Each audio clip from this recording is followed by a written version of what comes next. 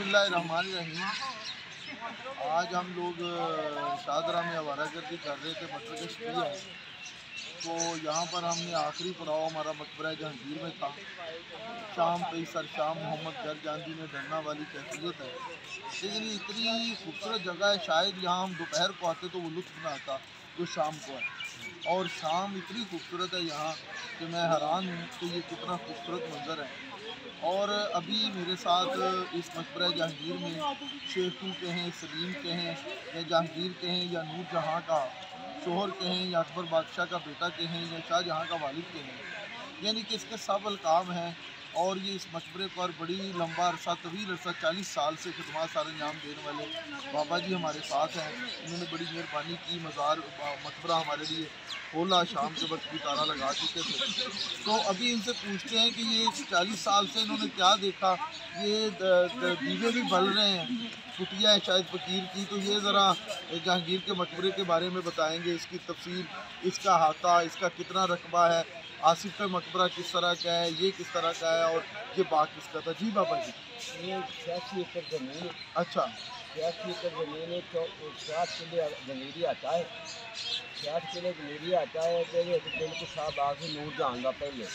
अच्छा, नूर जहां का दिल को रावी का कंडा सी। किराया पिछले रावी ना चलती है। अच्छा, तो जो सिर्फ जंगीर बादशाह ने अपने मरा तो खुला वसूल किया कि जो मैं मरा ना मैंने दिल को साहब बाग दफन करना।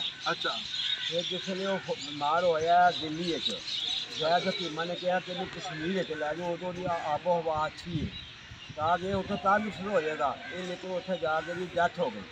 डेथ हो गई। उदों कोई घोड़े गड्डियां घोड़े होंगे सन, कोई हवाई जहाज तो है नहीं सन। वो फिर लैके आए ने गुजरात, सिंबर, कोटला। जिसले गुजरात आए ना, गुजरात आ गई अंथियां बहुत छड़ गई।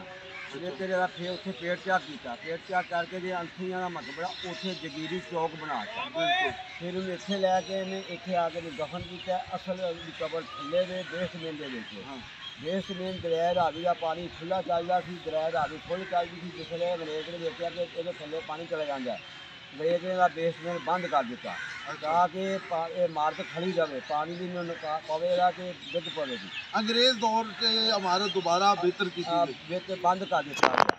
इसलिए फिर उन्होंने बेसमेंट बन गए और थले के पानी नहीं जा रहा, ना सैलाब आ गया, ना 3 सैलाब आए ने। पहला सैलाब आया सन 55 का, दूजा आया सन 73 का, तीजा आया सन 88 का। लेकिन पानी थले दाखिल नहीं हो चुका क्योंकि वो बेसमेंट बंद हो गया सी। बाकी है इतने बाग सी, बहुत खूबसूरत बाग थी, हर रंग का फल सी, फ्रूट सी, हर चीज़ इतने खाने वाली थी। लेकिन जिमें जिमें बस बनता रहा वो दरख्त डिगते रहे ने, बस खत्म हो गया। बाबा जी वो सामने की है ये बुजुर्ग ने बाबे अहमद शाह वली ने ये मकबरे तो पहला दिन। अच्छा, ये मकबरा में पहले इतने उन्होंने इतने बैठे थे, ये नाल है जीवा ब्याह बाज। अच्छा, अच्छा, अच्छा। ये पहले दिन इतने बैठे था अपने जंगल अपने इबादत करते हैं, रहते हैं। इन्होंने कुटिया सी इतने, बस ये बाबे अहमद शाह वाली ने इन्हों मेला भी लगता, पार का मेला पूरी दुनिया के मशहूर थी। पार का मेला, चिरागा का मेला, दाता का, और ये 3 मेले लगते हैं पंजाब। तो अभी हम खत्म हो गया मेला। हाँ, लेकिन बाबा जी अच्छा इन्हों का मेला बराबर का मेला सी। हाँ जी, मेला माधू लाल दे। अच्छा, जो पार 2 महीने दुनिया थे आनी नहीं थी। अच्छा, अच्छा, 2 महीने दुनिया थे आके बैठी रहनी थी। पार का मेला, चिरागा का मेला, तो दाता का उर्स। हाँ, ये 3 मेले लगते हैं पंजाब।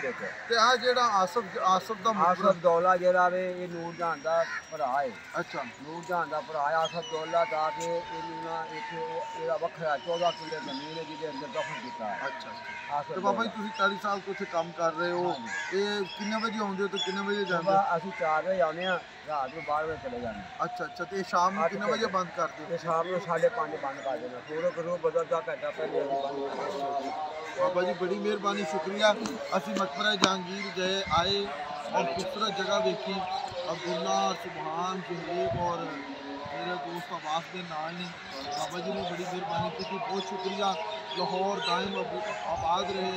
ये लाहौर का सबसे बेहतरीन जगह है। अगर एहलिया ने लाहौर यहाँ आए और बाबा जी से मिले, जो कितने प्यार वाले बंदे हैं और दोस्तों से प्यार की बनाए। बहुत शुक्रिया, थैंक यू।